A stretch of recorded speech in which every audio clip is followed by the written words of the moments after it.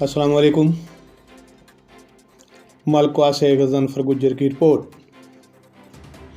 आहला, हरिया, चोट धीरा और मलकवा रोड पर 6 रुकनी डाकू गैंग सरगर्म। तसलसल के साथ थाना मलकवा जिला मंडी बहाउद्दीन हदूद में 6 रुकनी डाकुओं की वारदातें तशवीशनाक हद तक पहुँच गई। गुज़श्ता रात नौजवान वकास नियाजी मलकवाल आ रहा था। नज़ नूरपुर पीरा थाना मलकवाल कारपेटेड रोड 6 मुसल्लह डाकुओं ने सड़क पर रुकावट खड़ी करके नाका लगा रखा था।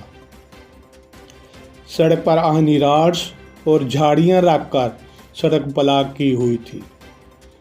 डाकुओं ने गाड़ी रोकने का इशारा किया, लेकिन वकास नियाजी गाड़ी ना रोक सका और दौड़ा दी।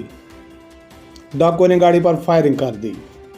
खुशकिस्मती से वकास नियाजी और दोस्तों समेत महफूज रहे। गाड़ी को नुकसान हुआ।